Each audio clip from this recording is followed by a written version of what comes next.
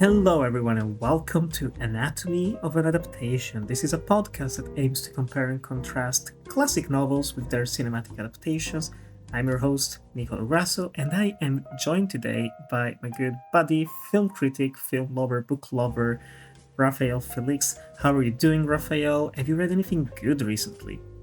Actually, I have been reading some very good stuff there. I think we'll be talking about in like a year or so, whatever it is. But At this I think rate, at some probably. I think at some point we'll be talking about it. But I've had my first experience with Kazuo Ishiguro, and it was amazing stuff.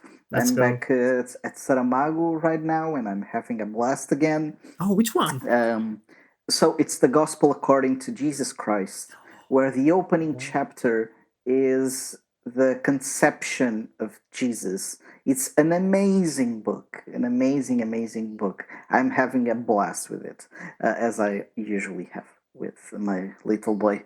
A Nobel winner guy. But yeah, especially, those Saramago I know, so it's not a surprise, anything surprising for me. But I was completely blown away by Ishiguro. It was not something. It was not the type of writing I was expecting. I read Remains of the Day, and it was amazing. Yeah, it's one of those stories that on paper can be incredibly heavy, Yes. incredibly boring, incredibly banal, just like, oh, it's like the white guy, the servant, and the 30s and whatnot. But yeah, Ishiguro just transports you every Yes. time in those worlds, in those people's very, very sad lives and very opaque mindsets. I'm so excited to reread the book in the future, and yeah, and I know you started reading also Never Let Me I Go. have it. I'm not started yet, Oh but man, I just got it like a couple of days ago, and I'm so excited to pick it up after I finished with savor it, Saramago. savor it. So much. It's worth it. But today, alas, we're not talking about Kazuo Ishiguro. Also, not talking about Saramago. Not yet, at least. Not yet. Not yet, not yet. But today, we're continuing our trend of having you on the podcast to talk about very light reading. The last episode we had you and Gledo talk about Casino Royale, which is one of the probably lightest books we've ever had to read on this podcast. So we had to balance it out again with you coming on to talk about Solaris by Stanisław Lem, the 1972 adaptation by Andrei Tarkovsky, and the 2002 remake by Steven Soderbergh.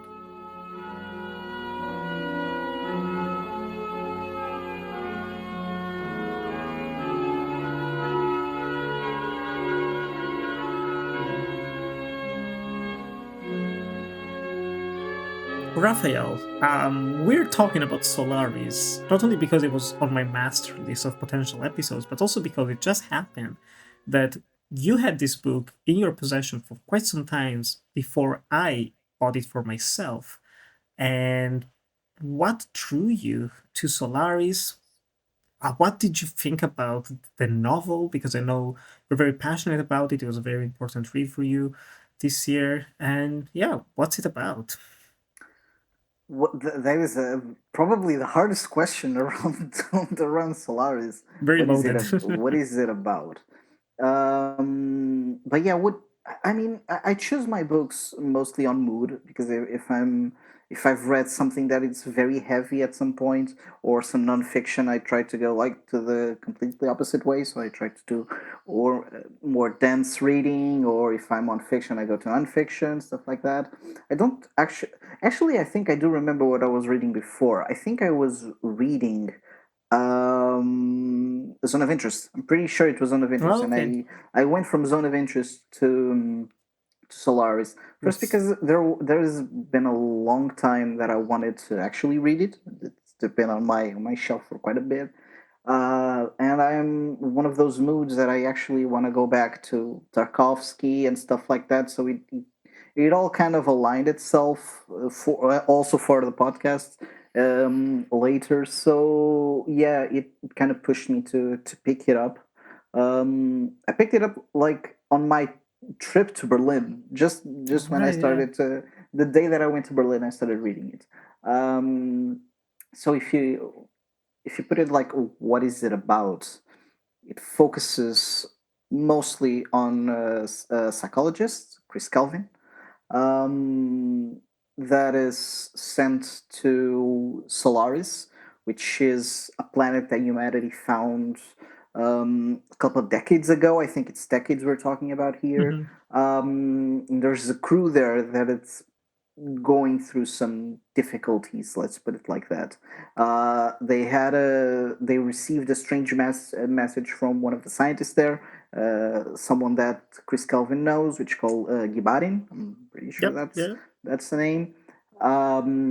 Talking about some weird things that are happening around the space station that goes around Solaris, which is pretty much composed of a gigantic ocean of substance that they are not super aware of what it is. They only know that it shapes itself in weird ways. Sometimes it doesn't particularly react when the scientists are trying to like send stuff there or even communicate with it.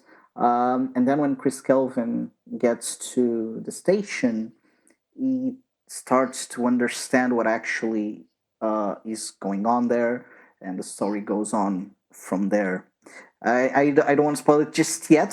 I want Nah. you to actually tell people that this is full of spoilers, and so just because there's the central point of the book and both films is what actually is happening in Solaris, Hmm. and the whys and the whens and the hows are pretty much the things that kind of moves the three pieces, but the the actual what's happening is that when the scientists are there, it's what happens to Chris Kelvin as well, is that people that they lost actually materialize themselves in front of them. They have no recollection of how they got there or how they even exist. But they're there and they have memories shared with the people that they are visiting. And it's an interesting exercise to see how these people actually communicate with some clones, some projections, some ideas of people that they thought they lost. There's a lot of questions about not only what makes us human, but about communication, about grief, about existence in a way, and what does it actually mean and how deep it is. Yeah, there's a lot in not only the book but the two films that take two completely different approaches, but they Yep. are weirdly complementary in a way. I think we'll be having an interesting conversation on this one. Yeah, it's definitely more exciting than I was expecting going into this, because I had no preconceived notions about what the book was going to be about. Of course, I'd already seen the Tarkovsky film a few years back, eight Yes, I years did. ago, which feels crazy. It's been 8 years, and I was familiar with the Soderbergh one. I'd never seen it, but I was mostly curious about the book because Stanisław Lem, I know of, Polish author, very popular during the Soviet era. Um, you and I are both big gamers or at least fans of video games, and there is actually a video game from a couple of years ago called The Invincible, which is based on one of his books that came out afterwards. So it was like, oh, okay, Solaris, yeah, it can be an interesting book. It's also fairly short, all things considered. It's like 200 pages with fairly small pages themselves, so it's not a long read, but by God, is it a dense one? It's very dense. I've stated this on many podcasts, many different times. I am not a science fiction guy. And by that, I mean that I don't really like space stuff. You give me Do Androids Dream of Electric Sheep? Love it. You give me questions about like aliens invading Earth? Love it. Just people in spaceships? It's not for me. Um, so I was cautiously optimistic with Solaris because I knew it was going to be something more than just that. This is not a book that exists to deliver thrills. It's not a book that exists to have um, very obvious parallels to like what's going on Earth in 1961, which is something that the Star Trek TV show would do in all of its various iterations, even in the movies. I knew it was going to be a far more philosophical read, and it was, but I was not ready for how scientific it would be as well.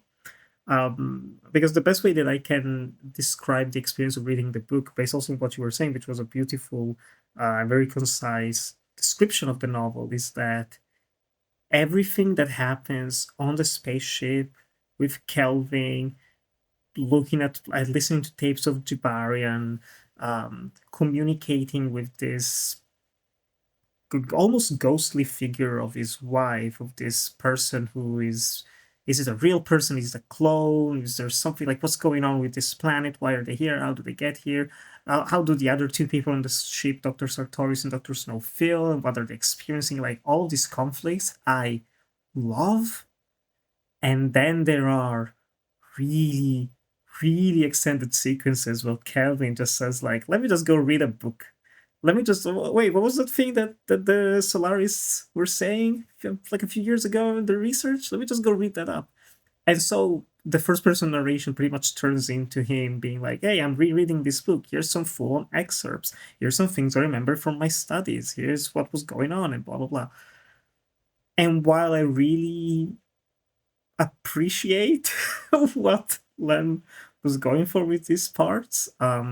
All of the contradictions and different viewpoints that come from scientific analysis, from interplanetary travel, colonization, the belief or lack thereof in God and an afterlife and what comes after, what's truly important with humanity. Like all those things are interesting thematically, but to read it, I'm not gonna lie, all those parts I was struggling. I was struggling. I at this point I'm mainly reading when I have to go to sleep, and it took me 3 weeks to read Solaris because almost every time a chapter would be about those parts, it would take me 3 to 4 days to finish the full chapter because it would just knock me out. How did you feel about these sequences? A bit more scientific, and also you are actively knee deep in academia, so maybe there was some appeal Yeah, there. but maybe not this academia, Not but this time. not this type of academia. But I'll tell you one thing. There's three elements through Solaris. I think there's the conflict between the characters. There's the story of the research of the planet, and there's actually the description of the planet. And those are three elements that are very prevalent through the book.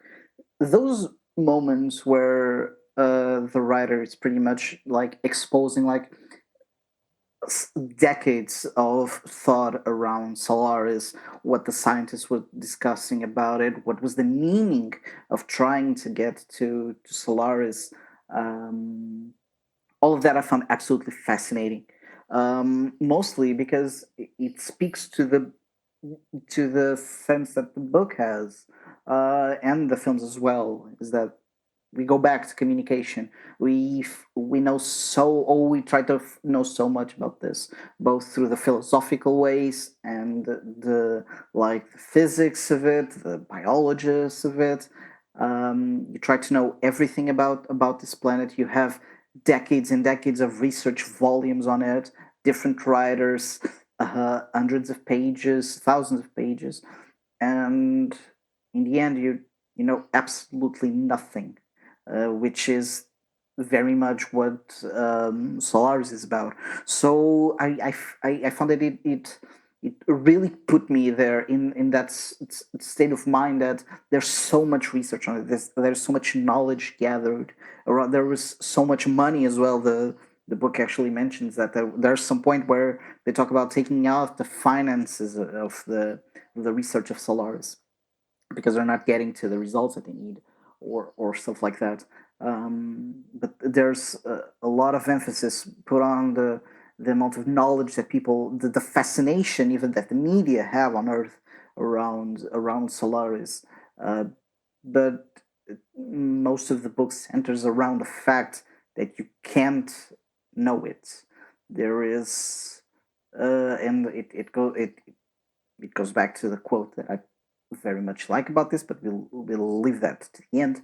But there's a thing about the way that we try to know and to try to understand things that are bigger or more complex, and we are able to actually understand. And the way that those descriptions worked just put me on the futility of it. Mm-hmm. It's been like that.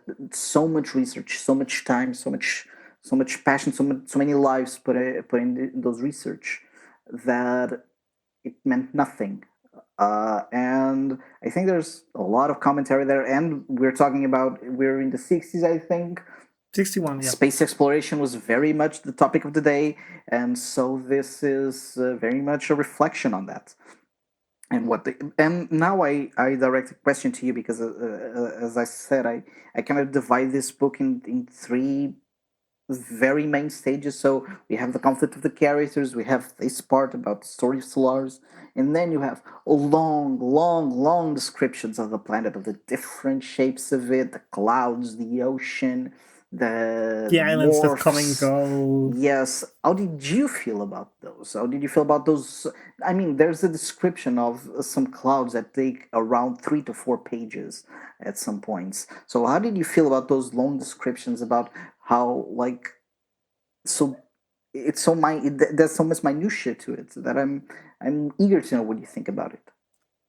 They were very intriguing, but because just as a whole, the way that Lem writes this book, even though it's entirely in first person from Kelby's perspective, which is inherently fictional in a way we could say, it feels almost like a documentary at parts. Like the way he just goes in depth with those descriptions and the names of previous scientists and records of interviews with people, like one pilot who managed to come back to Earth and just talk about what he saw, and he was like, "Oh, I saw like this gigantic child, but it couldn't be because it was like 4 meters tall and whatnot." And there is an underlying sense of dread for me.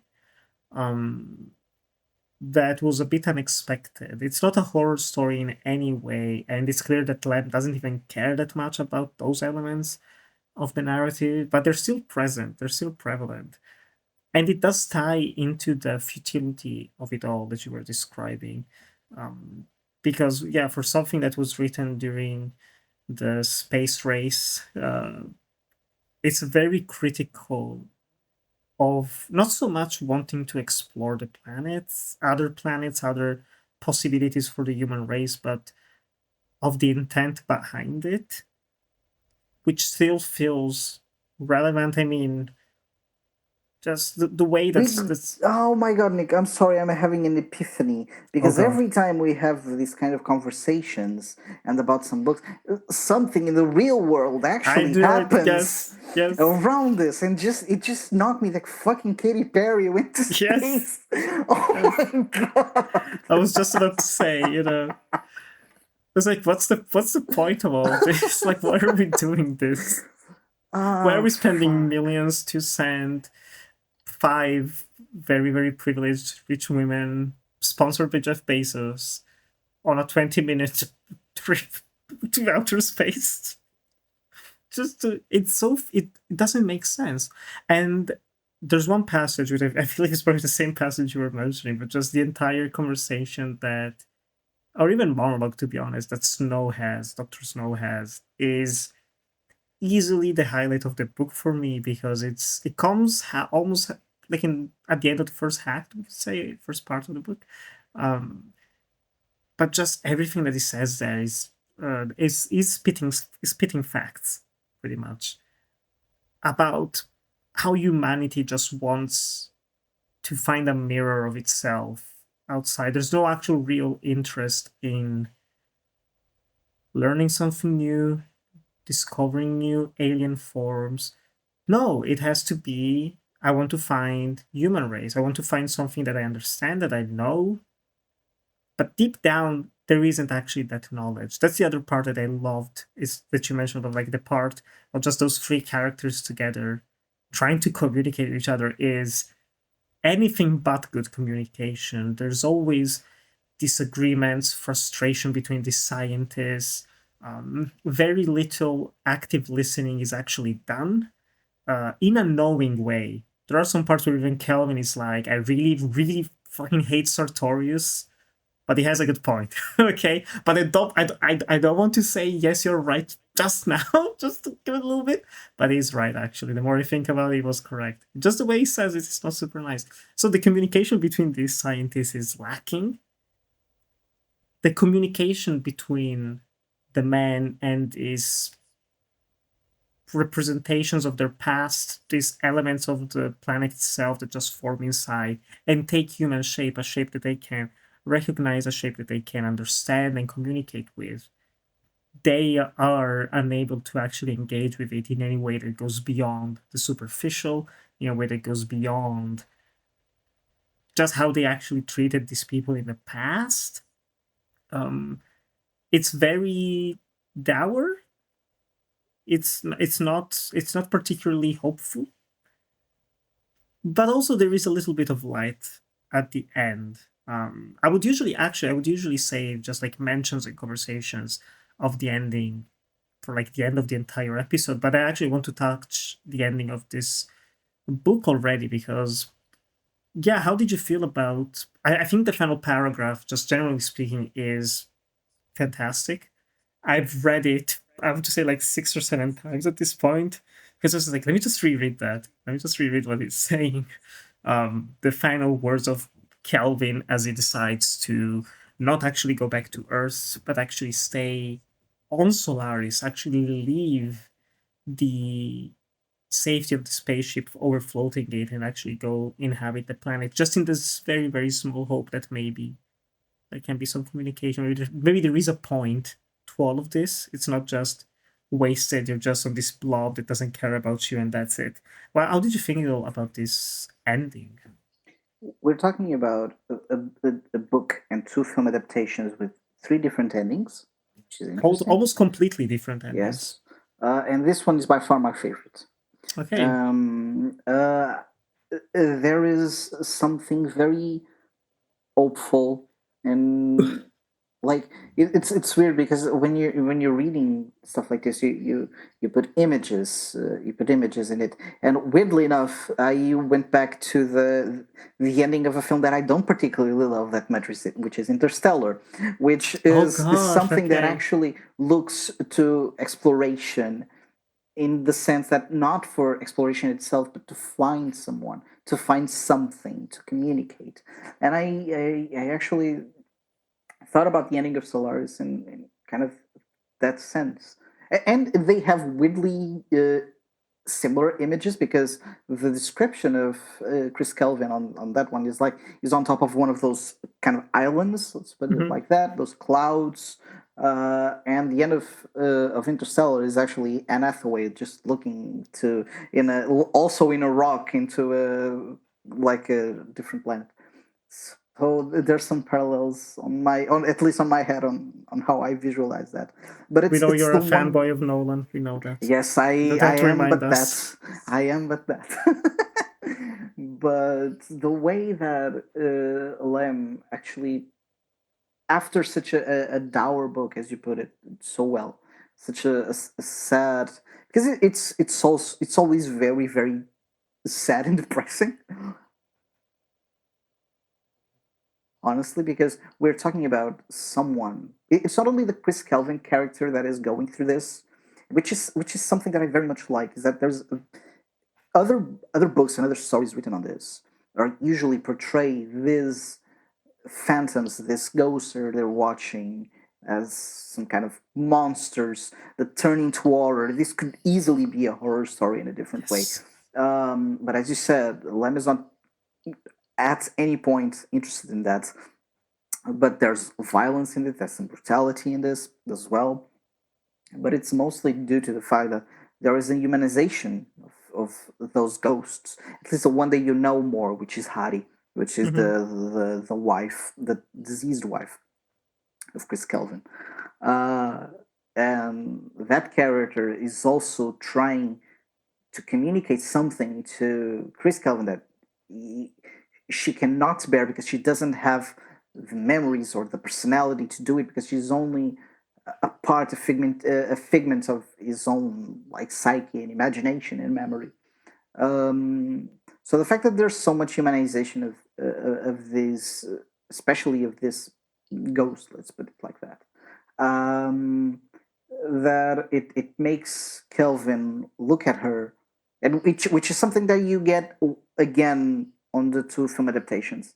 Um, there is a love beyond that was built when she was actually a person, when the actual relationship that he had with the real person is now different from the relationship that he has with this ghost that he has. So this healing is mostly the only part that is actually positive in the book, of this rediscover of love, of humanity, of empathy.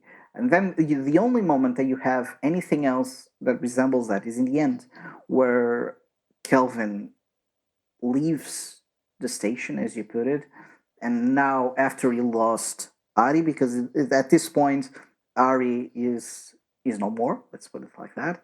And now he turned his eyes not to like a figmentation of his memories, but to Solaris and to trying to actually connect, not only communicate but actually connect, Mm-hmm. um, himself, not through Ari. I think there's a lot on this ending, and that's why it's my favorite, because I have a lot of difficulties actually getting through it, because I think there's so many different ways that you can go through it that I'm amazed by it, honestly, as you are. Yeah, it's I don't even want to call it like an open ending. No, I In a won't put it like that. sense, sure. Like what happens next can always be what happens next.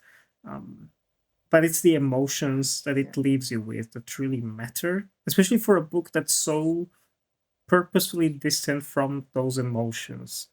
I think it's so important that the first time that Kelvin just wakes up and finds his dead wife in the room is like, oh, this is nice. This is a nice dream. Oh, wait, this is not a dream. Oh, she's real. This can't be happening. Let me just send her off to space because this isn't right. Like, instantly is pushing back from reliving the pain, reliving those emotions, trying to understand it. He goes instantly for one of the most extreme things he can comprehend. And from the conversations that he has with Snow, both Snow, Sartorius, maybe even Jibari, like whoever else was on that ship and had these experiences, there's something even worse to these beings that just keep coming back, completely unaware of what happened to them. Um, are they just new versions? Are they just reappearing? Who knows? Doesn't even matter. I think that's so powerful that, again, for something that's so scientific, there's so many instances where Lem is just like, okay, now just this one, there's no answer. We can speculate, but we actually don't know, and that's fine. It's like, yes, oh my god. Um, but no, that ending is profound. It's the best way of putting it. It is a profound ending, that works completely separated from what was going on in 1961. Like reading it now in 2025, it still holds value. Um, the idea of just pushing, like you said, of just pushing for something deeper, for like actual connection in the hope of something good that might come of it. And he's doing it in a genuine way, not trying to live forever with his dead wife who's actually alive now, so he gets a second chance. There's none of that more romantic idealism at the core of it. Um, it's a very good ending. It's a very, yeah, very good ending. Very yeah. beautiful last paragraph.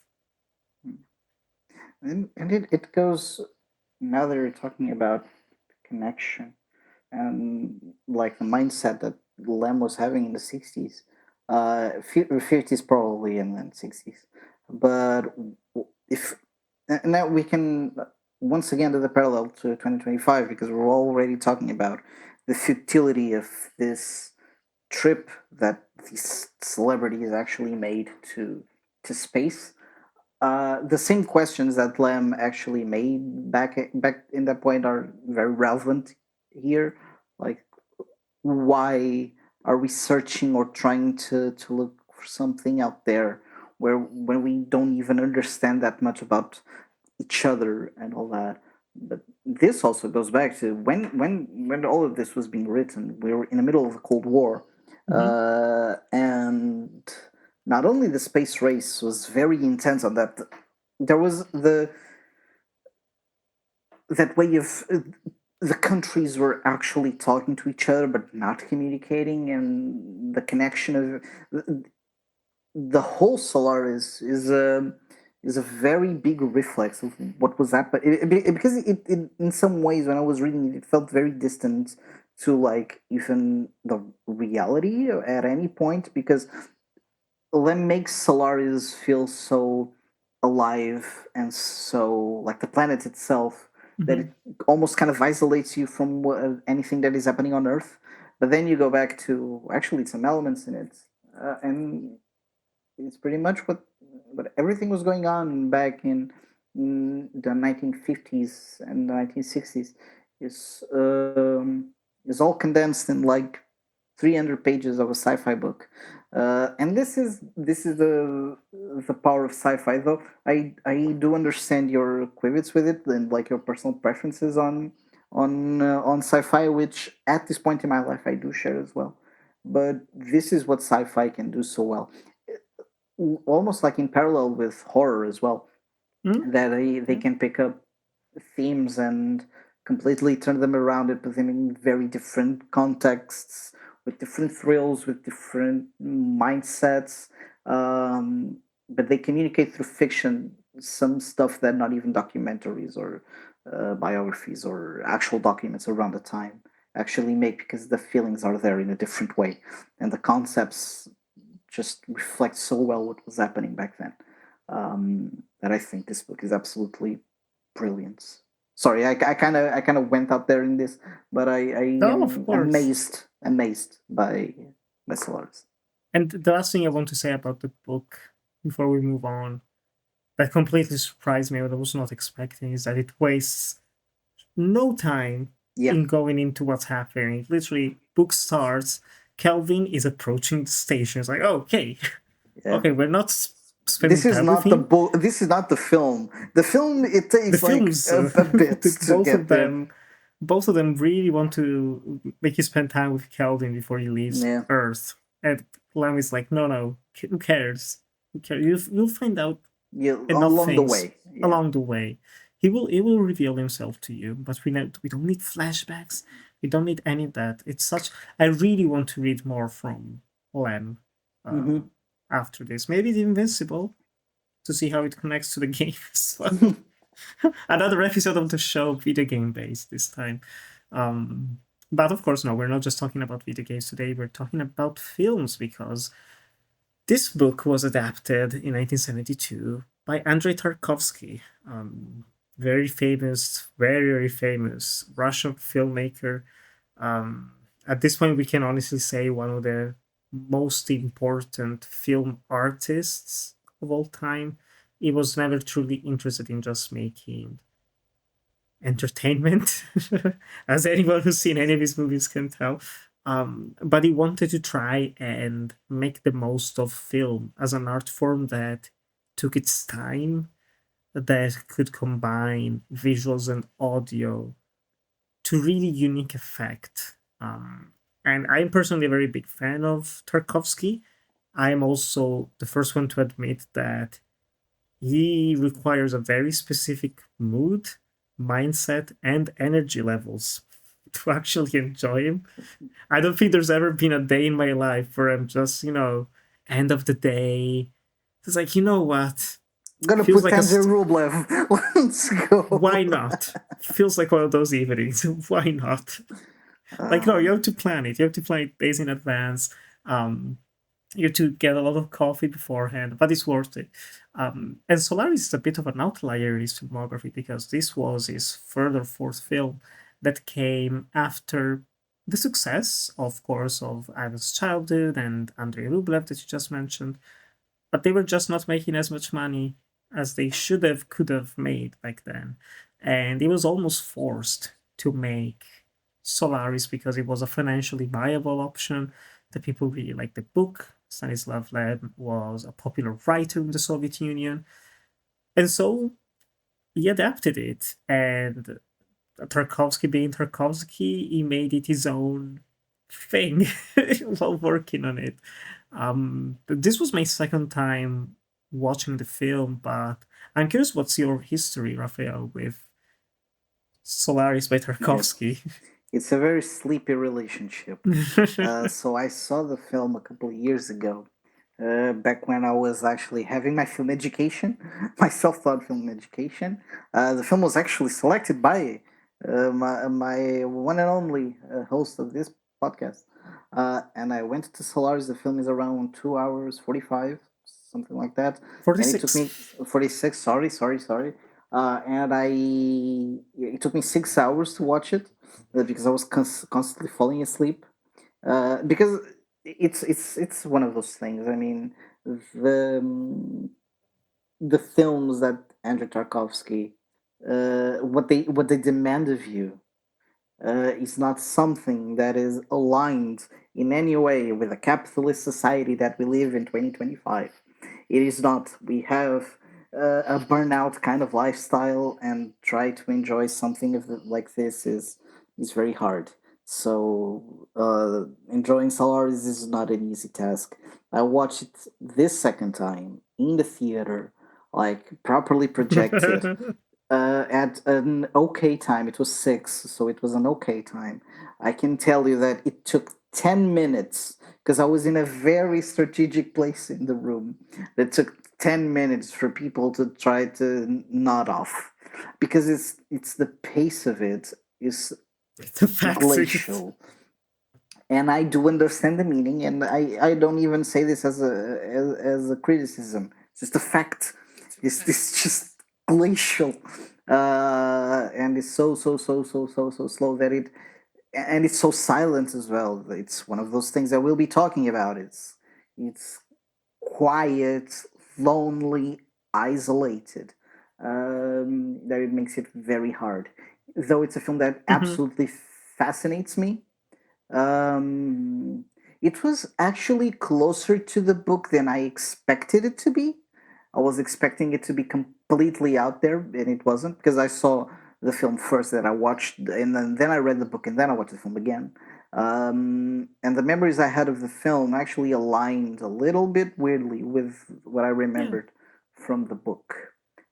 I was thinking there would be something much different. It is, but not as much, I would say. But yeah, my relationship with Andrei Tarkovsky is doomed by capitalism. I really want to enjoy his works. I've been enjoying some of his works. I love Stalker.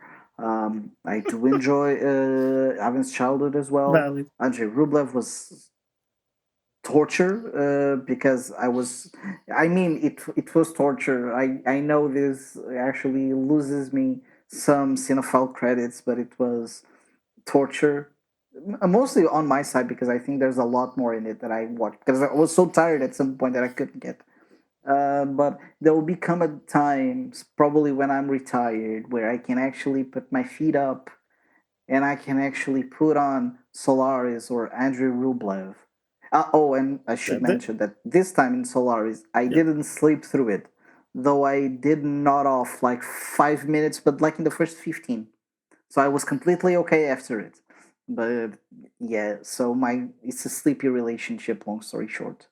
Yeah, which I get. Like, actually, I had this problem with Stalker. I've only seen Stalker once, bored out of my mind with it. I don't know if it was my first Tarkovsky, maybe it was my second.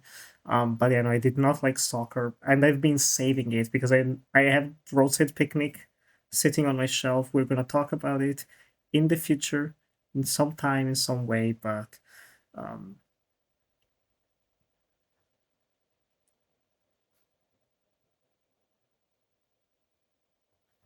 giving it the time, he's back. Um, but with Solaris, I I remember I really liked it the first time around. Rewatching it today, 15 minutes in, probably where you fell asleep, I started to think, why did I like it the first time around? But, but after 45 to 50 minutes in, once we get on the station, that's when things are getting good, and they only get progressively better as the movie goes along. Personally, the last hour is golden. It's pure gold in this film. Everything leading up to it, I am very conflicted because reading up some of the history of why this movie was made, which, like you said, money pretty much sums it up. Um, I am I don't think we need those 45 to 50 minutes on Earth in the opening. Um, it is an exposition dump, which is present in the book way later when Barton, whatever, when Yeah, there's the hearing hearing of it. the The Oppenheimer scene. the Oppenheimer scene, where this guy's just getting railed Yeah. by the government. Like, what did you see on the planet? And then And in Rami the Malek just storms in the. Sorry. Sorry. we know you like Nolan. You don't have to remind us every chance you get, okay? Uh, People will actually think that I do love Nolan. Yes. you're digging your own grave here. But no, like that entire sequence comes so much later in the book, um, at a very fitting point, I would even say, where there's more questions and more understanding as well that's starting to come with the planet itself and the way it maybe thinks, maybe works. But here in the film, it opens up with just like exposition dump. We're just watching a documentary of this hearing with that same person present in the room now 10 years later or whatever. um, we're introduced to Calvin. We're introduced to his family, his father, his aunt. I think that the relationship itself is interesting, but just the way that entire sequence is put together is a slog. And it culminates in an infamous 5 minutes, 10 minutes, I don't know.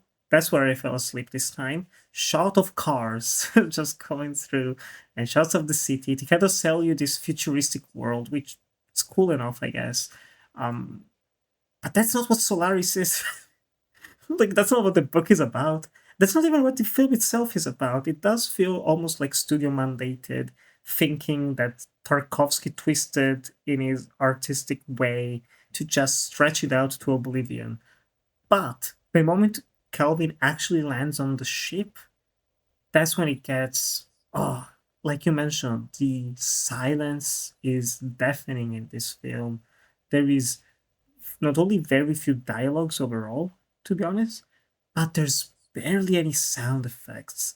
It's one of those things that I truly miss from kind of like the pre 1980s era, especially when it comes to non-American productions, non-English language productions, where every single piece of sound you hear was done in post, from re-recording every single line to adding every single sound effects.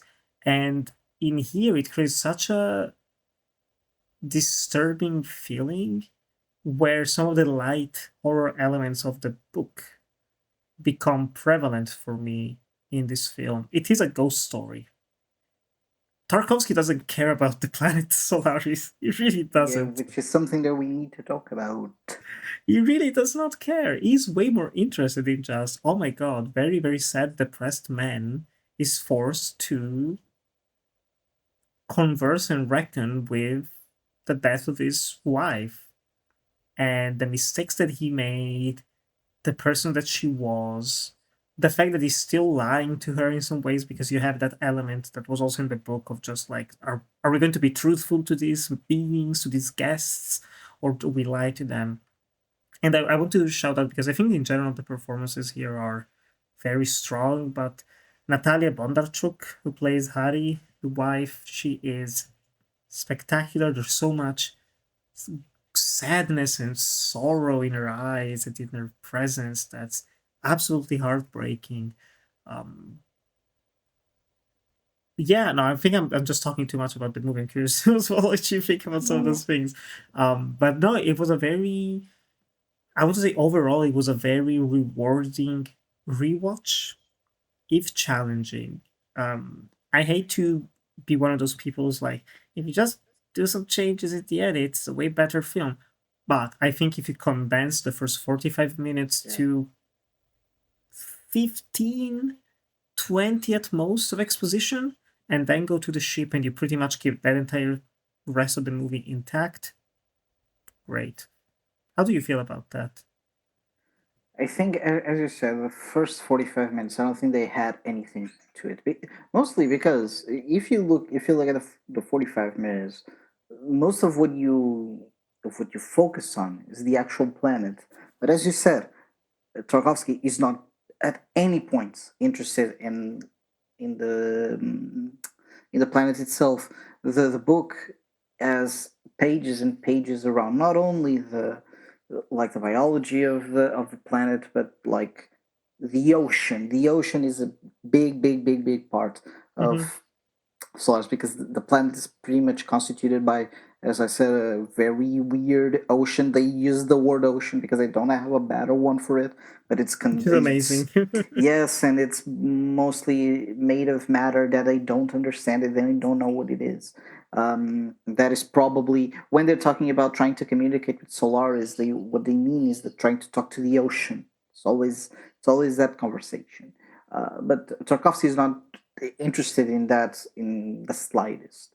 So if it doesn't care about that, it doesn't care about the character of Burton that actually has a point in the middle of the book, but here it's give or take. I don't think you even need it. You just need to kind of set up a bit of the end, but I Mm-hmm. don't think it's worth the 45 minutes to set up that scene. Um, I know that looking at these kind of films and with such important place in history, because Solaris is very much one of the cornerstones of modern sci-fi.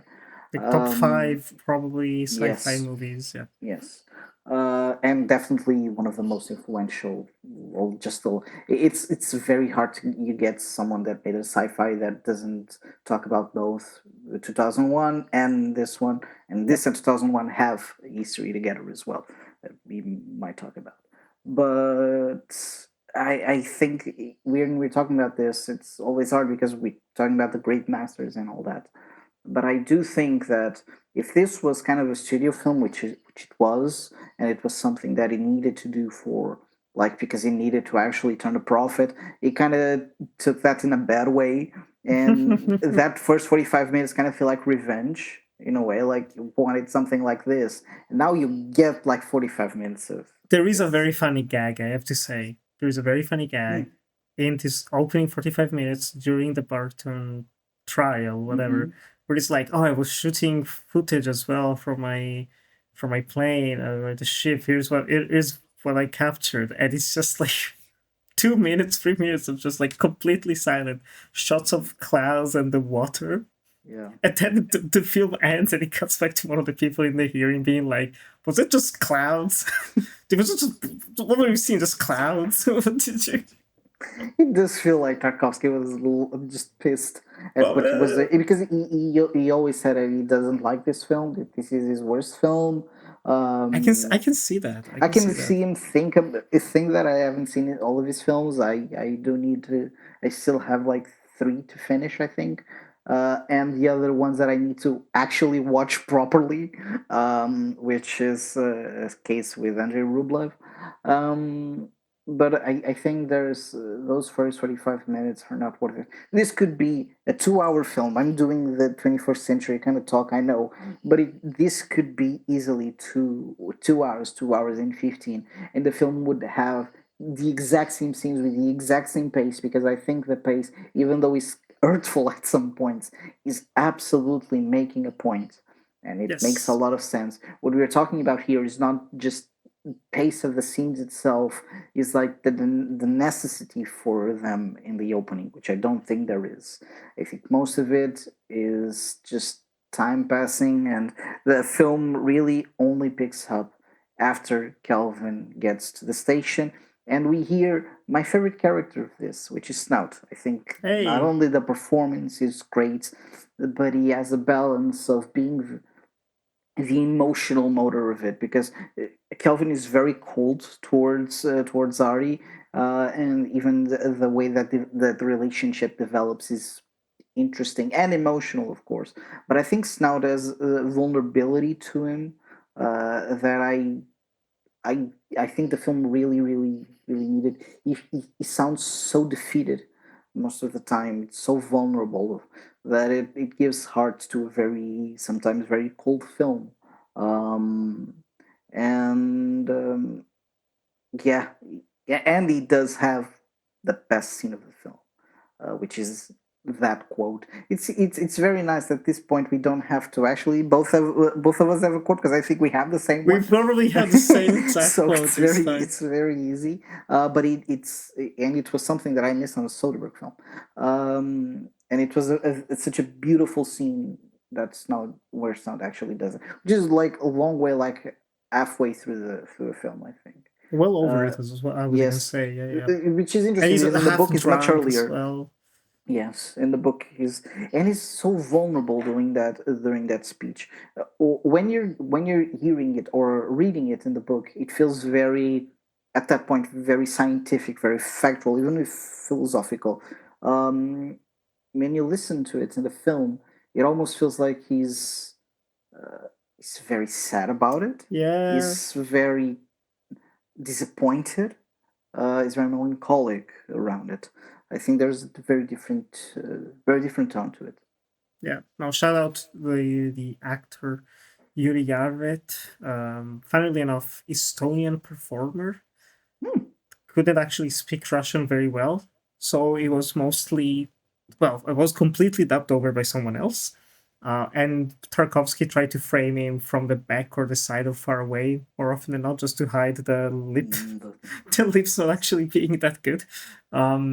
Which is a testament to just how good the performance is, that you Yeah. don't really notice because you're so drawn to him. It was distracting that he looks eerily similar to Frederick Wiseman, the filmmaker, the very elderly now documentary filmmaker. If anyone listening doesn't know what Frederick Wiseman looks like, Oh my god, he it does. looks the same. Oh my god, he does. Same ears, same eyes, same forehead.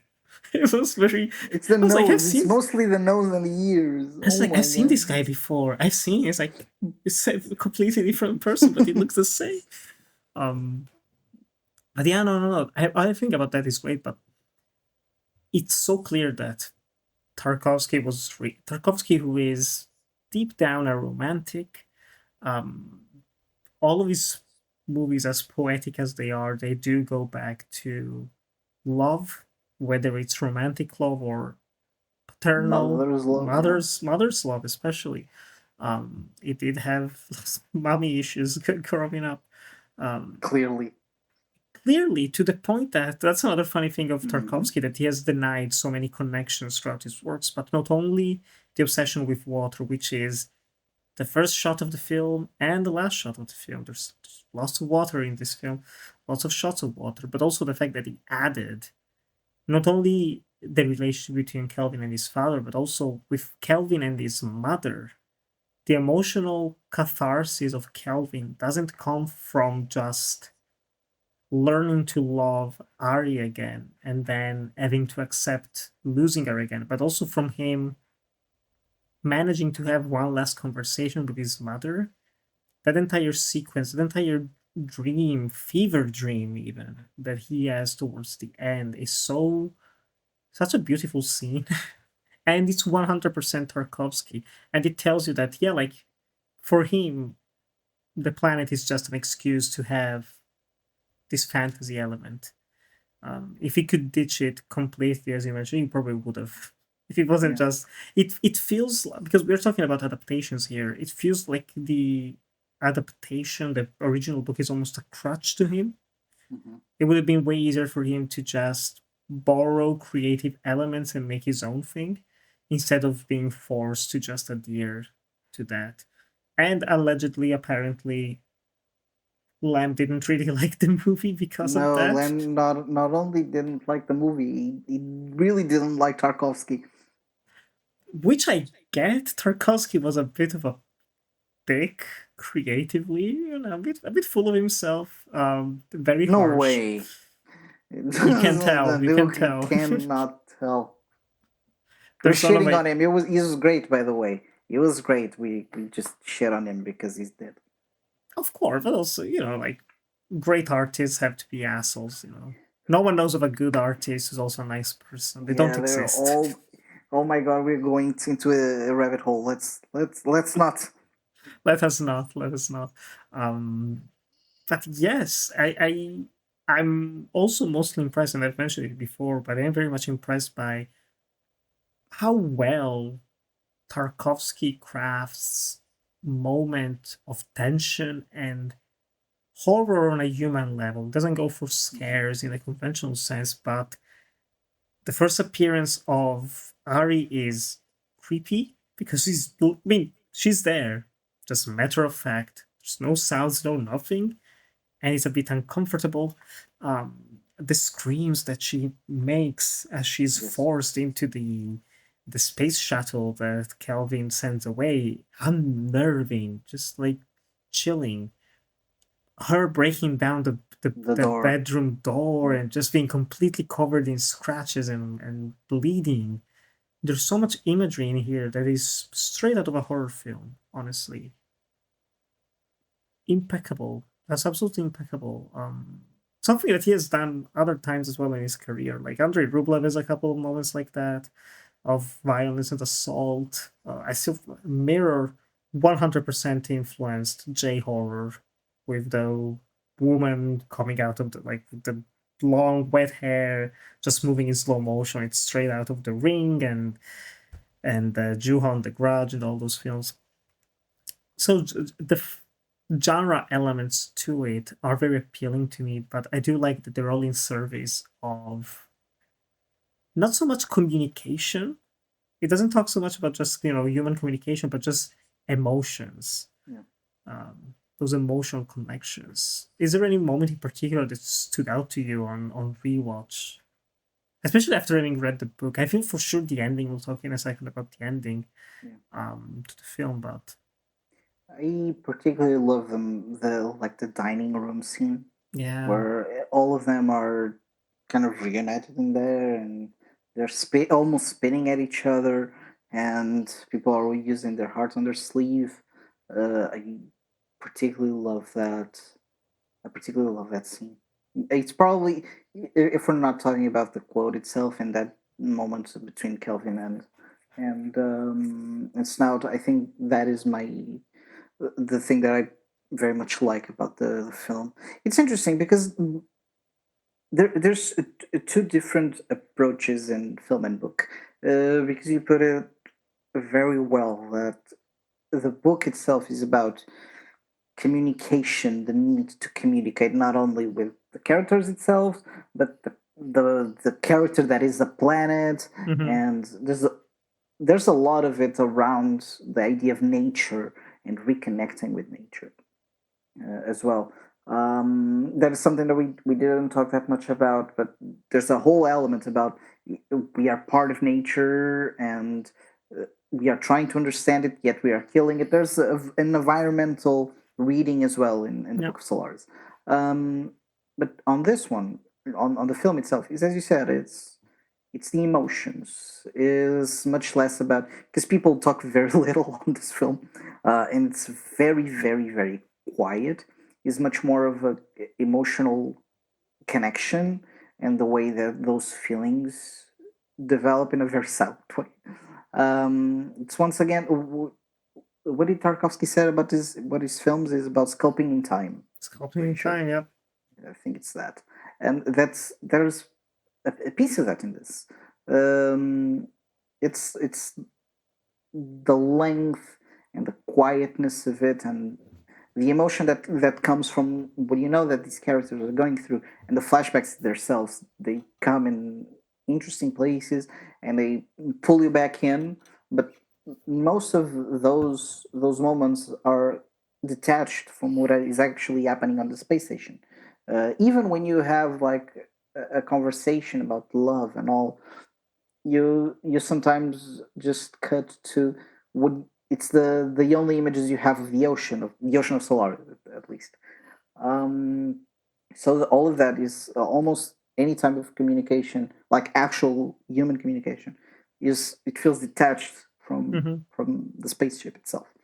So everything happens on an emotional level, on a very quiet, through the performances, through the even cinematography of it. The production design helps a lot because the film looks stunning.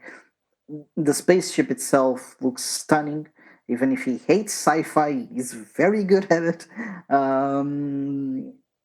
So yeah, I think it's interesting that we look into these two pieces of media with so different approaches to the same thing, but even on a like fundamental level, they go through. One is about communicating, the need of communicating, and the other one is about the emotion of it, not the connection itself.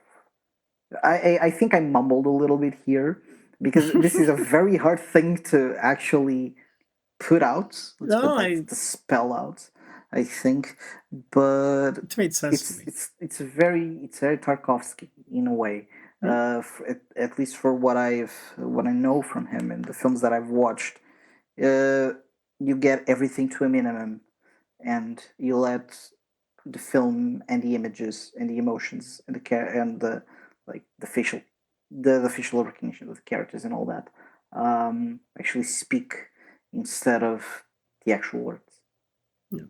Well, that's when the movie soars for me. Absolutely soars is when it goes full visuals. There's no, I mean, outside of course, like the dialogue is strong, but also the Very simplistic as well.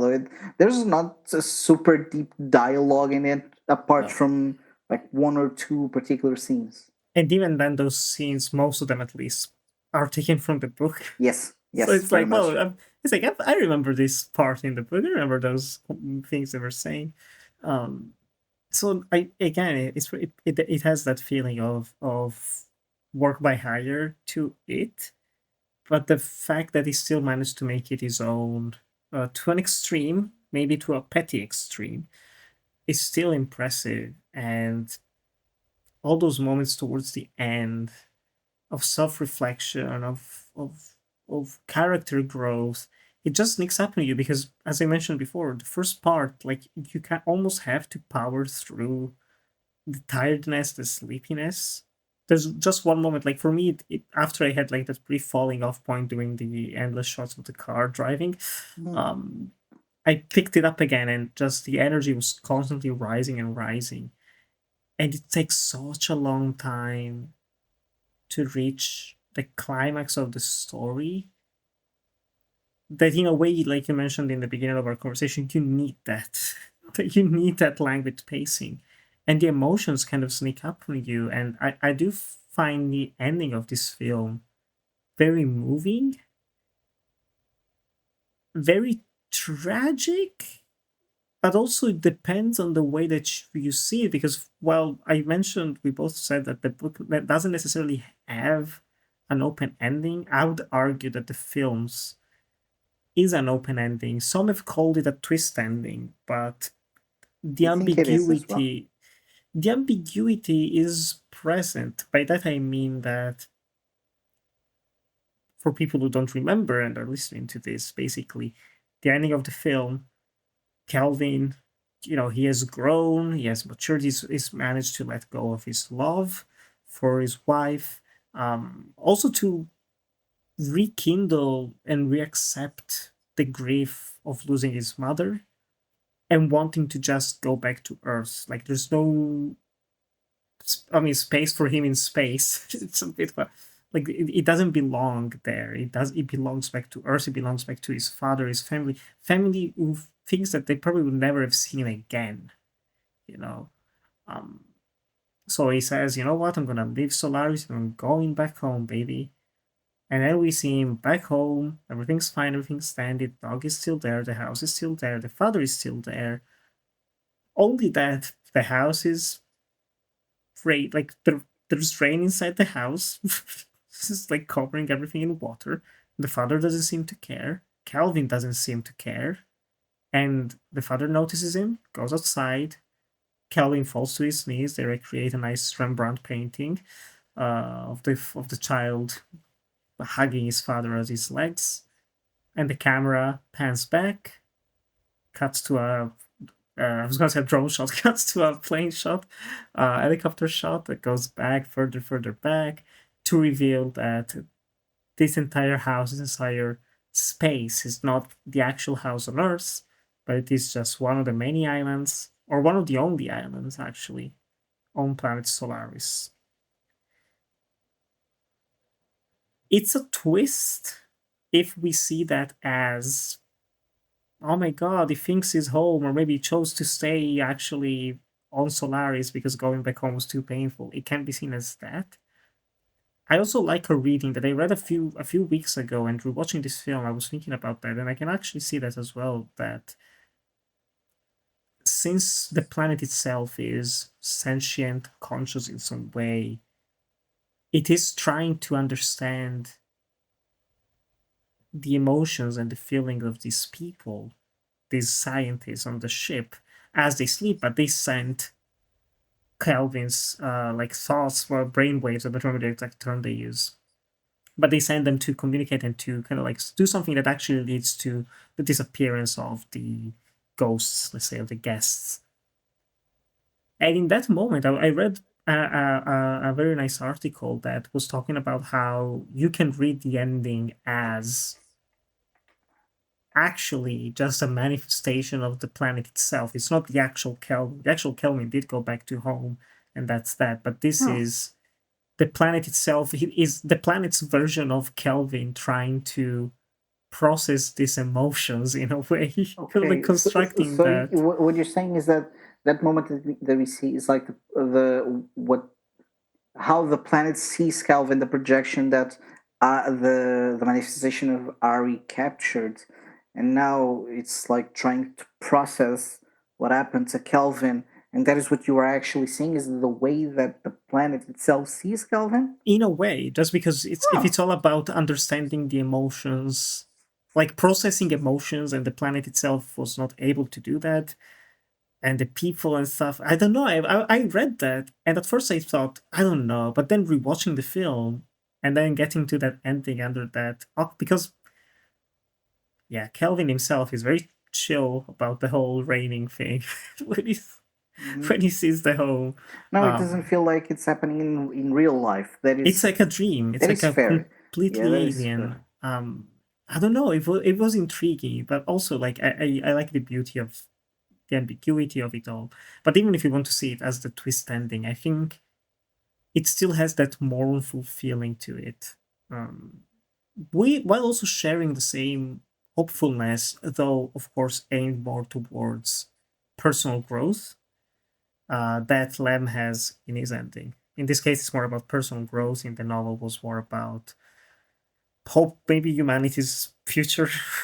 Just Mm. more generally speaking, how did you feel about this ending? Because you said that you prefer the books one. Do you Yeah. like this ending? Are No, I do, you I do. Yeah, I conflicted? do like this. No, I do like this ending. I just haven't managed to yet get my head around it. I Mm-hmm. think there's a lot of ways that you can read into it. I think I would probably need like a proper watch, like an unsleepy watch through it to actually get to that ending and try to. It's not. I don't think it's making sense of it because I don't think there's any sense in particular logic to it. I think once again we're talking about the emotions and what Tarkovsky is trying to emote on it. Um, but I read it as like once again it's a of isolation. We see an island itself, and it's almost like how can I put it like grief itself kind of isolates you, and that's very much what it has done to Kelvin. And even after everything that went through the film and all that, we watch him and we think he's back on Earth. Yes, there's definitely elements that are fantastical and that makes you think, yeah, this is not very much not actually happening. Let's put it like that.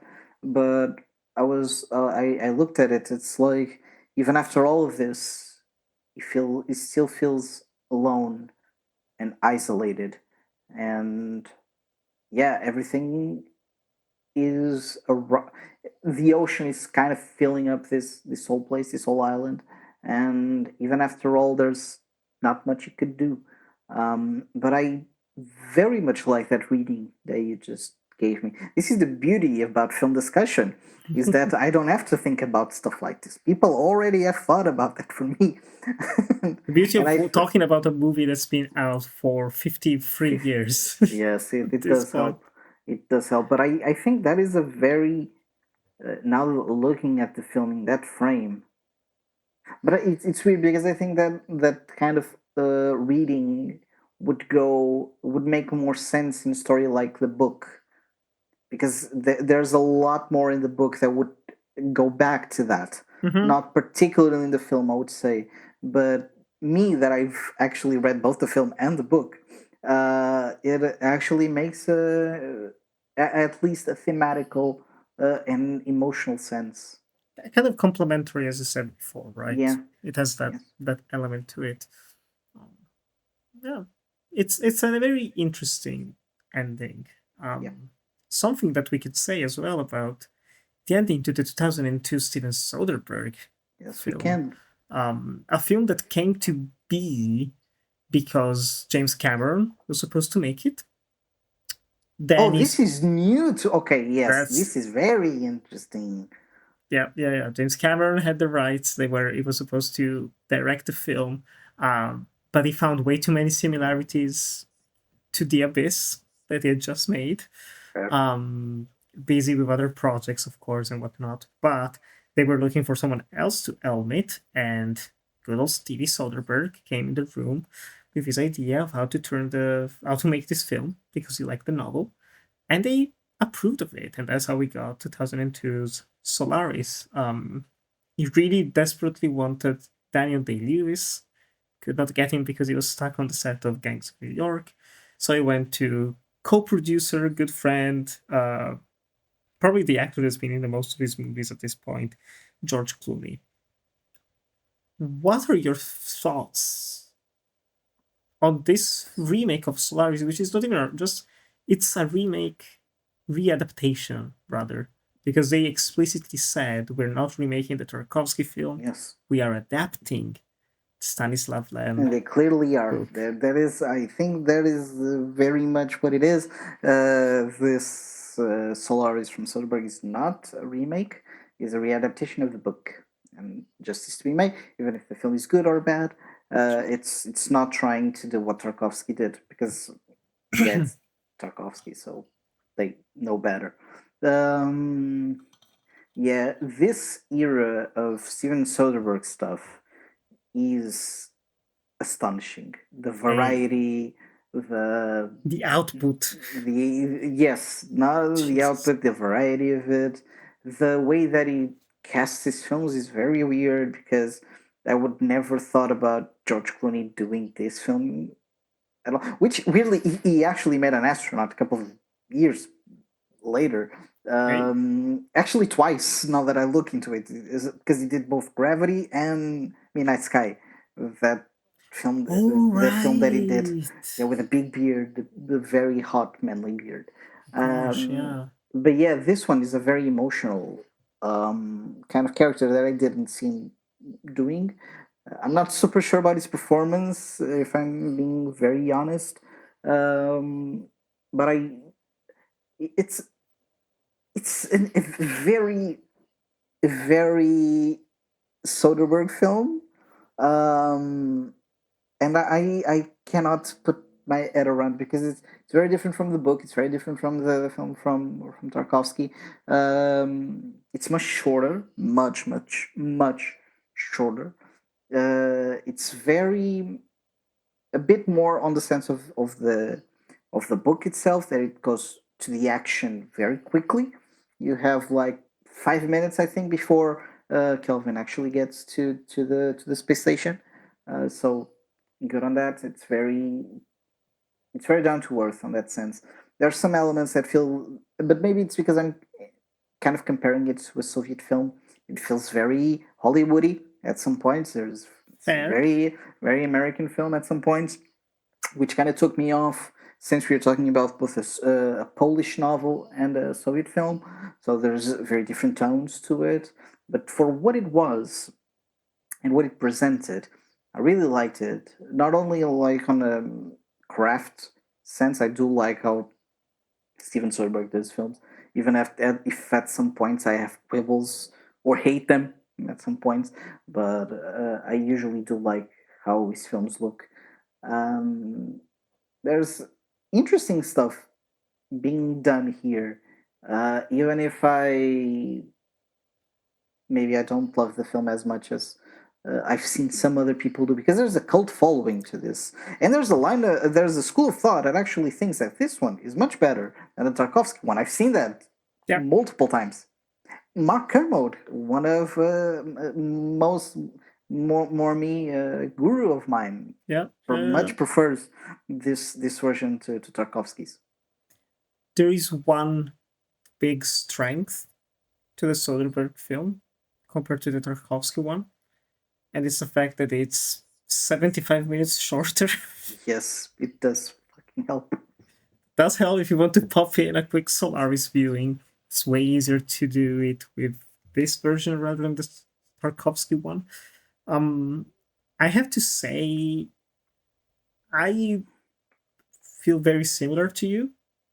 I like this film more than I thought I would. Yes. Because I know it has very mixed reception, as you mentioned.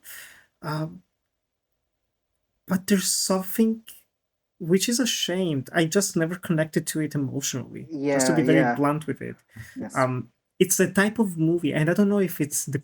I was going to say maybe it's just the period. Just so many things are happening, and just I didn't have the emotional availability. Yes. But then I didn't cry, of course, but I felt emotional during the final stretch of the Tarkovsky one. Rewatching that earlier, so I was like, no, it's just a film's problem. I do really like Soderbergh. I'm a big fan of his eclectic style in genres, in filmmaking approaches, and in a way, for someone who I would say is more of a art house filmmaker than we give him credit for, this is one of the more artistically challenging films he's made, in a way. Very non-linear with the editing, constantly weaving back and forth um, between the relationship of Kelvin with Rhea, the Ari of the film. It's called Rhea in this, and the book as well, I believe, actually. The book is Ari as well. Is Ari in the book as well? So I'm pretty sure. But I think it depends, because my translation is directly from the Polish, and I don't know about yours, because I know that there was a big thing about this one, that where they changed the name of the characters. She's called Rhea in the book as well. Actually, the English one that I have of FF, but whatever. It's Ari. It's spelled differently, but it's Ari. So it's HARE. Yes.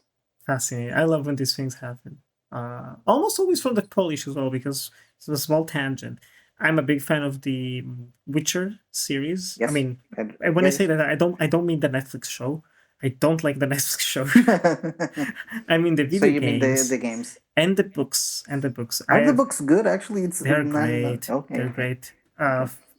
Just for you, Rafael, because you have viewing pleasure that the listeners don't have. Just like this entire shelf is Witcher books. Okay. Right there. I'm a big fan, but when I was reading them, they completely changed. And I read them in Italian, to be fair, but they completely changed the character's name to the point that I was like, who the was this supposed to be? I was like, okay, if you go back to the Polish, it's actually in the game. It's actually this guy. It's like, okay. Fascinating. Some names are changed, some are not. Anyway, Soderbergh is so in a way that makes sense, because he is also romantic at heart, in my opinion. Yes. Once again, doesn't care that much about the planet.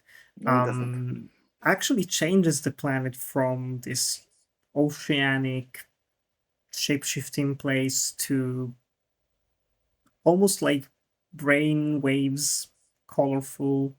I don't know, looks stunning. I have to say, just the film looks amazing, sounds amazing. The Cliff Martinez score, I think, is terrific. Um,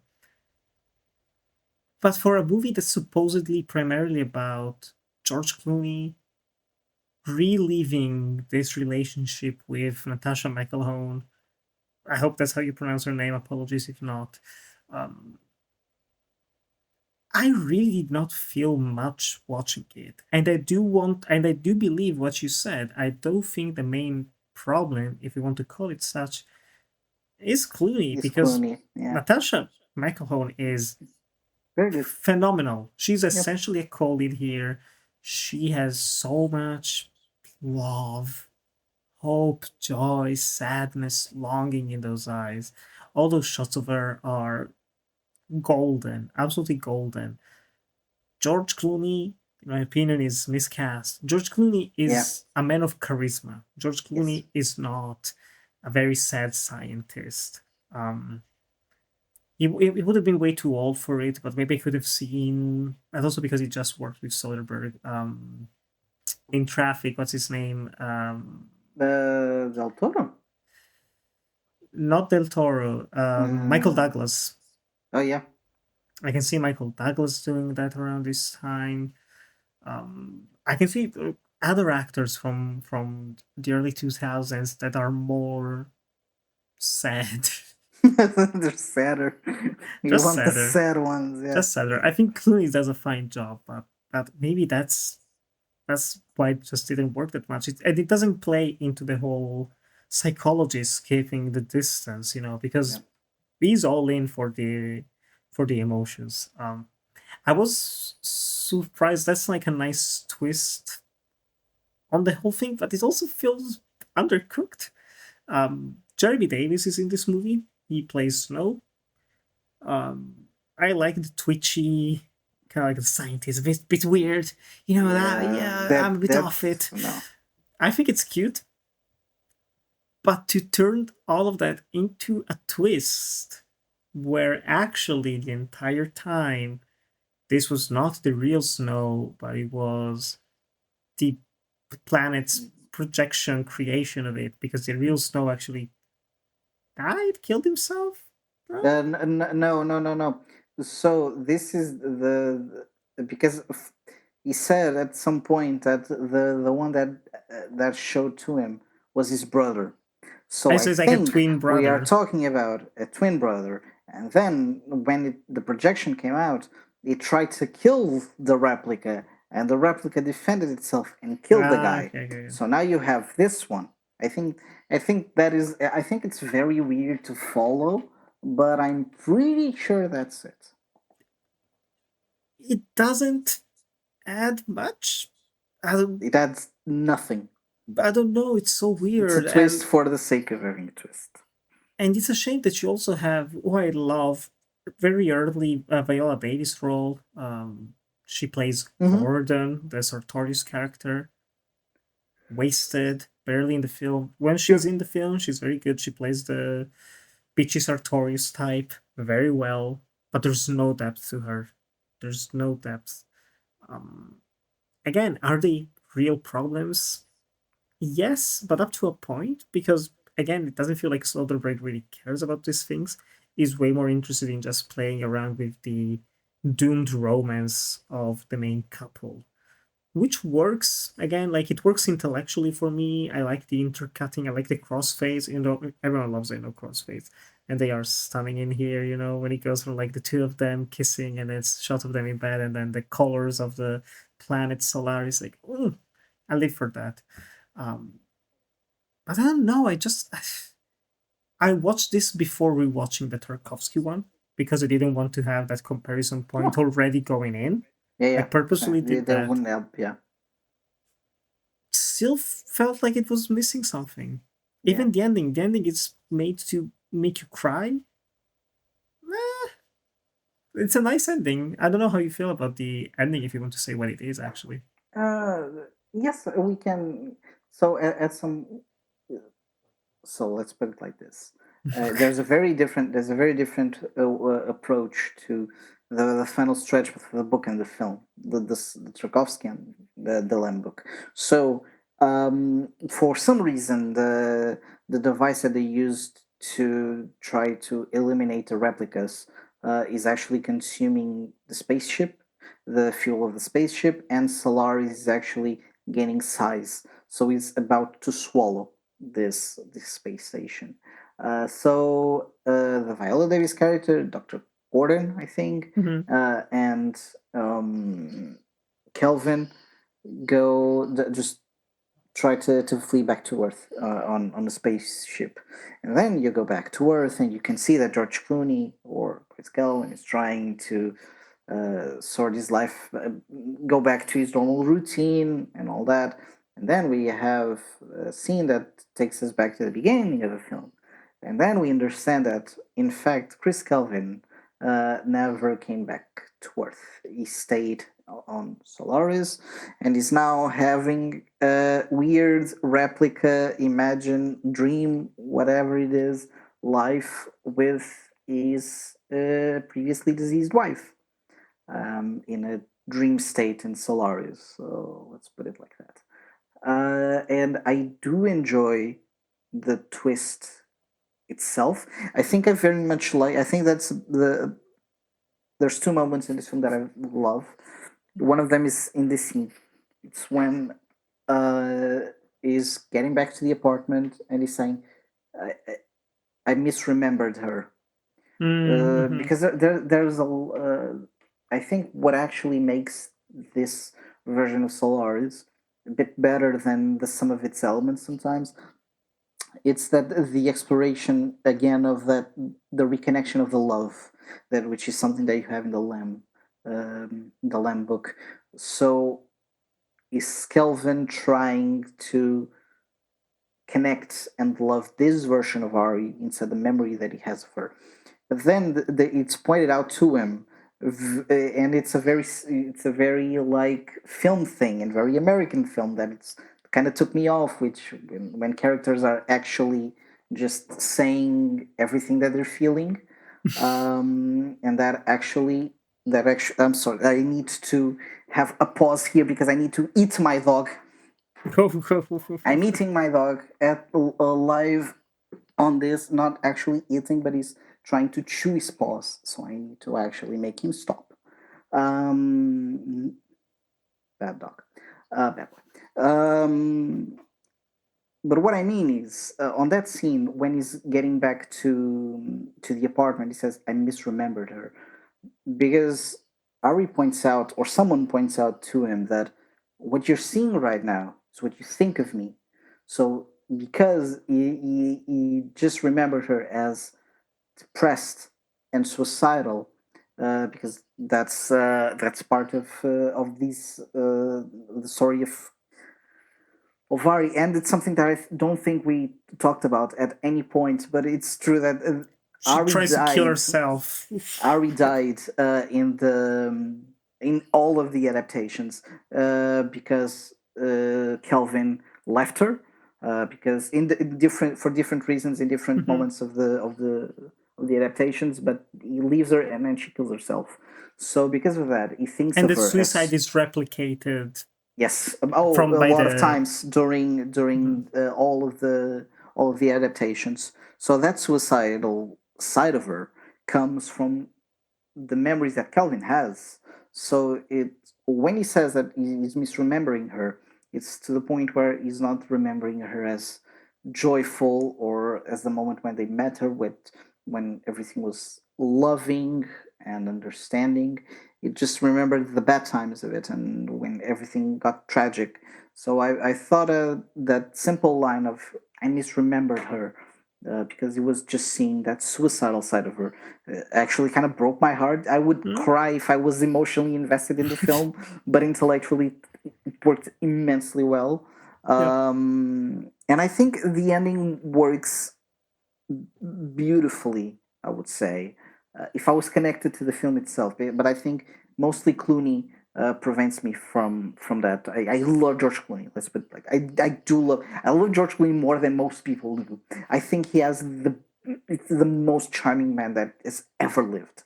But he's very miscast in this. I Yeah. think this role doesn't help him that much. This was around the time of Oceans as well. The So year because after, it's close to it, yeah. yeah. So this is 2002. I think the first Ocean was 2003, One or something. something like that. But it was around this time. So you have two different iterations of George Clooney that work very in two very different results. But yeah, I would very much be more into this ending if I was invested in the film. I always felt like I was watching it, not in it. Let's put it like that. Which even if I was very sleepy during the Tarkovsky one, I connected to it emotionally. Yeah, and I will say, because it's not in any of my final thoughts, so I can also mention it here, but I do really like the last lines as well, because Kelvin understands what's happening and he sees Rhea, his wife, appear, and he asks her, "Am I alive or dead?" And she replies, "We don't have to think like that anymore. Yes. We're together now. Everything we've done is forgiven. Everything." It's like, again, just like in Telecom, like, that's nice. Yeah, it's a nice ending. So down, they kiss, fade to the stars, the planet, end of the movie. It's like, nice. And the Cliff Martinez title score. and the title comes in the end, which is something that I liked. It So it's a has nice some. touch. Yeah, yes, I did like it. There's a line in this as well that I think it goes back to this exact same thing, which is when they're discussing, and Ari asks, "But do you really love me?"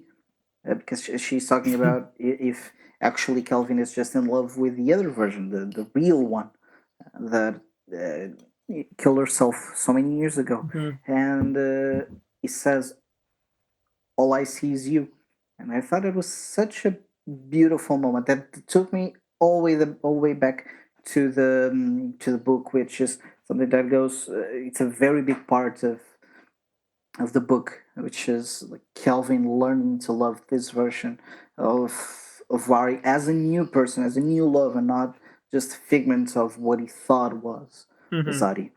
So I thought that this is not Ari, sorry, this is Raya in Right. this. Raya, sorry. But I thought that that moment was very beautiful and very much connected very well to this last scene, which is very very good. Yeah.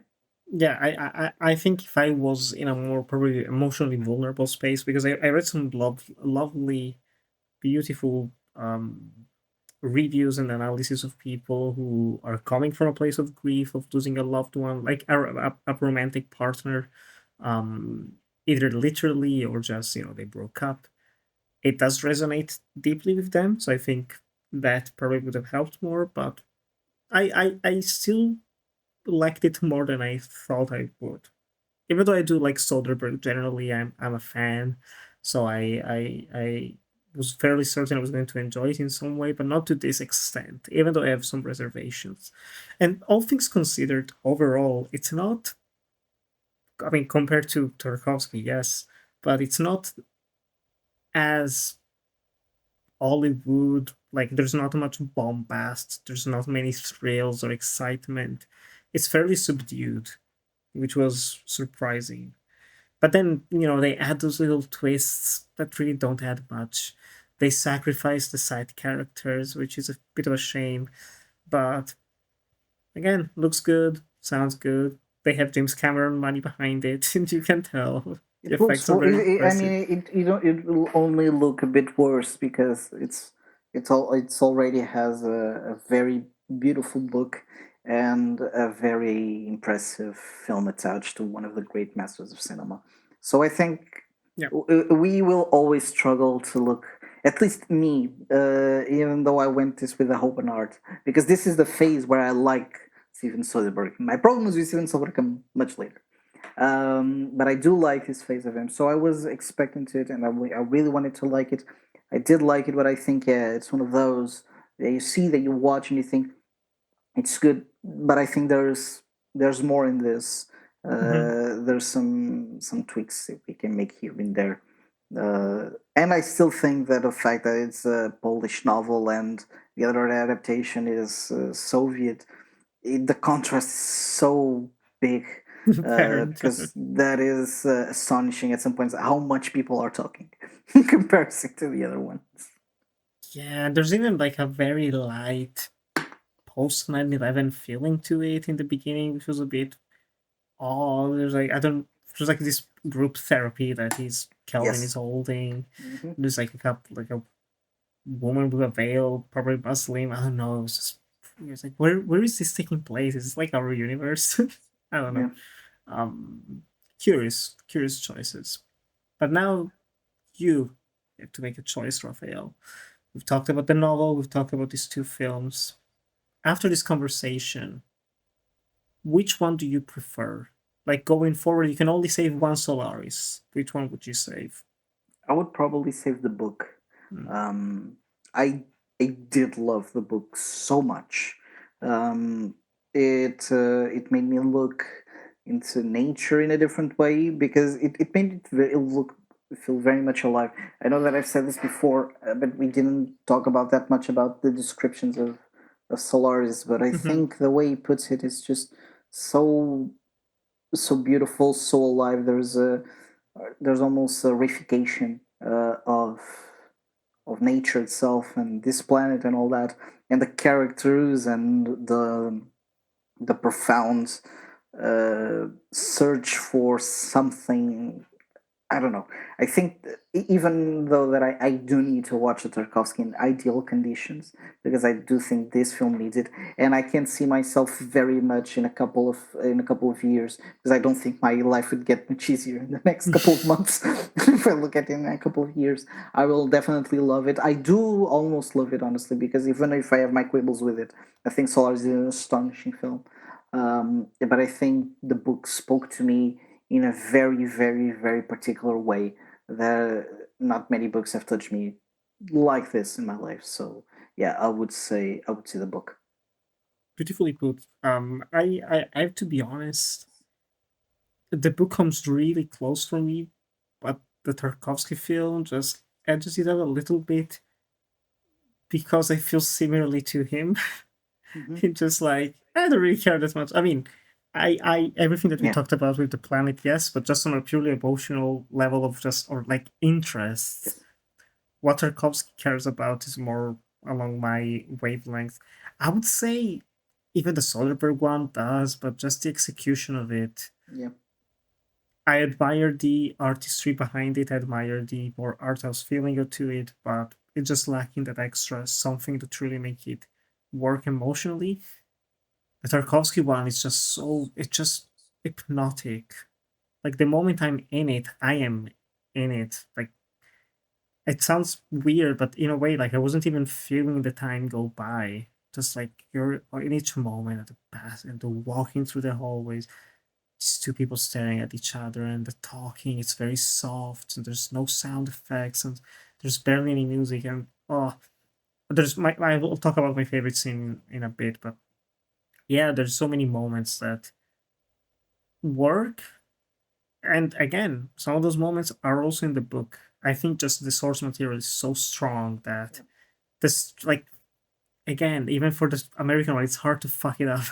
You have Yeah. to actively try to make Yeah. a real bad adaptation. Maybe it's a bit boring, fair enough, but no, it's I do want to read more by Lem for sure. I've noticed that there's a bunch of them in my library, digitally and physically. So I'll I'll dive deeper probably during the summer, um, to see what more exciting stories about humans unable to communicate and fit in the universe there are. As a big fan of the novel, then what is your favorite quote? I probably it's the same one, so you can take the lead with this, I Raphael. would actually because I don't have the page marked. Would you read that passage? Because I'm pretty sure we have the exact same one.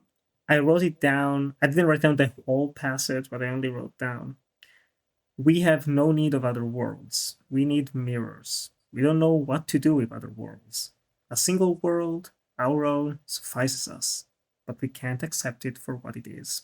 It's part of like a much Yeah, longer monologue, but just that a lot part, of right? snot. But I think this, I honestly, when I was watching, I didn't even remember this was in the film because I've seen the film a couple of years ago, and now when I picked up the book, that particular moment, I think it summarizes everything in the book, both in the love story, the connection to nature, the connection to ourselves. I think it's one of those old timers that it made me like gasp, and it's an amazing moment, honestly. That's when you know you're in for a treat. Yeah. I will also add, just because I have the book right by my side, I want to read the ending because I've like not Yes, the whole please passage, do. but No, just no, like but please do. Yeah. the last part where I mean I could read the whole ending. Why not? That liquid giant had been the death of hundreds of men.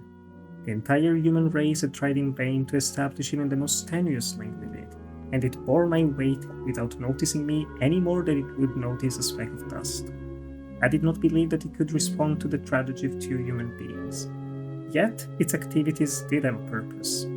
True, I was not absolutely certain, but living would mean giving up a chance, perhaps an infinitesimal one, perhaps wholly imaginary. Must I go on living here then, among the objects we both had touched, in the air she had breathed? In the name of what? In the hope of her return? I hoped for nothing, and yet I lived in expectation. Since she had gone, that was all that remained. I did not know what achievements, what mockery, even what tortures still awaited me. I knew nothing, and I persisted in the faith that the time of cruel miracles was not past. This Just is fucking greatness. it's Honestly, beautiful. this is greatness. That Yeah. those are final that's a final paragraph. Yes, it is. That's just I'm teary. I'm teary I'm as of feeling now. chills actually. Yes, I was I reading. honestly think this is an astonishing piece of writing. It's Um, it's one of those that it's not only the story itself, but the way it's written, and there's just particular lines in it, as the quotes that you just put out, and the mirrors one that it just stops you and makes you makes you stop in your tracks. It's amazing stuff. if only there was less talking about science and reading And books clouds and and waves clouds and and oceans. Yeah. this book could be like 40 pages of amazing writing, you know. Too bad you have to go through to the other 250. Just the moment of like this chapter is amazing, and then it's like, let me just go do some more research. Like, no, please no, not the research. I'm joking. I'm joking. There's still very good parts. Yeah. They're still very, very interesting. What about the films? What's one key sequence for you if you had to pick one? Hmm. Actually, the film one is the same one from the quote. Is the moment that Snout very drunkly just it goes back to that. I think it's verbatim the quote. Oh, It's just very close to the book if it's not. But it's set in a very different tone. I think we've talked about this before, but it's in such a sad and melancholic way because this version of Snout feels much feels so defeated. But I think that comes more from the performance itself because even in the book, there's moments where you can understand that Snout is, although is the one that is actually communicating more with Kelvin. With in on the other terms, Sartorius is very much recluse back in his room with his visitors, but Snout is actually trying to connect with Kelvin. But when he just goes there and just very sadly reflects on the futility of space exploration, of trying to find meaning elsewhere besides ourselves. Although that moment feels so defeated, so sad, so the fact that he's drunk actually helps because it does feel like he has no hope whatsoever. Yeah, I think I love that scene and the dining scene on the back side of the film, which I think it also works very well. It's very beautifully made, very beautifully lit. I love how that whole room looks. That like greenish, brownish Yeah. walls. I think works perfectly. Yeah, so those two scenes in particular, I love on the original one. And I don't know if you want me to actually say a scene from the Soderbergh You one, don't have to. You don't have to. but You can. no, I will say that that particular moment where Clooney actually tells Rhea, "All I see is you." I think it's beautiful, touching, romantic, and I wish it was in a slightly better film. Yeah. Yeah. I feel you. I feel you on that one. Well, for me, from the Tarkovsky film, it's a sequence that I remembered partially because I had this strong memory of just the painting of. I don't remember the painting's name. Apologies. But, the huntsman in the snow, the dogs. I remember that being Yes. prevalent in one key scene. Um, I completely forgot the entire context of it. I want to say it's a 5 to 10 minute stretch of the film where it goes from Ari examining the painting, the camera going in these extreme close ups of it, quickly cutting back to Calvin's own childhood, him tenderly being with her together, and the spaceship just switches off the gravitational pull for 30 seconds and they just start floating and there's some Yeah. objects floating in the air and the music starts to swell and just that entire moment is pure poetry, just pure cinematic poetry, something you cannot achieve in any other medium, and it's beautiful and romantic. And then it hard cuts to her having drank the liquid oxygen and just then convulsing as she comes back to life. That entire stretch is goes from the most beautiful thing to the most horrifying part. Against Snout, it's kind of like me, like I can't handle those resurrections. It's always a bit too much. Can't get used to them. Just leaving. Amazing, amazing. I was rewatching it. I was like, how did I forget about this sequence from the film? Um, it's terrific. It's really terrific, and yeah, no, even I would say I do really like the ending of the Soderbergh film. Just like that final part where he cuts his finger, Yeah. and it's like, oh, it was just we mentioned it before. It's like, oh, okay, past, and present, and future, and it doesn't matter now. Doesn't matter. They're together. That's all that matters. It turns Solaris into this sort of heaven afterlife very Yeah. positively. Um, while Tarkovsky, if we want to see that as an afterlife, it feels more like purgatory rather than heaven. Hmm. Doesn't feel like there's Yeah. much hope, but neither despair. It just is. It is what you take with you to it. But yeah, this is it for our conversation, talking about the joyful tale of Solaris, of Kelvin and Rhea slash Hari. Um, but no, thank you so much for doing this, Rafael. No, thank you. Absolutely, please, please, the next time you come on, it has to be for something light and A bit fun. lighter, let's put it like that. If not fun, but at least slightly less existential. Because we Ishiguro can wait. I Ishiguro mean, can wait. yes, yes, I would prefer it. So, though the ones we're talking about doing are also very well heavy, Challenging, or yes, challenging, yeah. on the heavy side. Though some of them have a lot of humor on those. They're, I mean, that's what we do, right? We do the hard stuff. The We hard put stuff. ourselves in this stuff. Yeah. But we try not to take it too seriously. We try to have some fun. A little bit, not too much, just the right amount. But speaking of fun, where can our listeners find you if they want to keep up with your. At this point, I'm usually closing my room studying or working. But if I'm on the socials, I'm on Instagram and Twitter and Letterbox, all through with the same title, which is RJR Felix. And of course, I write now more part time than anything else on a website called Fio Condutor. We write in Portuguese, but do as Nico does and use the Google Translator. It does work quite okay at some It point. does. It does. Yeah. And all those links are available in our show notes and below. Meanwhile, you can follow me at MickeyGrind7 on Instagram, Twitter, Letterboxd. All of my writing is there. Not super active on social media recently, but you can stay tuned for this podcast, which is indeed very active, by following us on Instagram at Anatomy of Adaptation Pod. Stay tuned because we don't really know what the next episode is going to be. Summer is approaching, so everyone, including myself, will be taking a bit of a break, with the holidays and whatnot. But in 2 weeks' time, there will be an episode. Still don't know what we're gonna be talking about and with whom.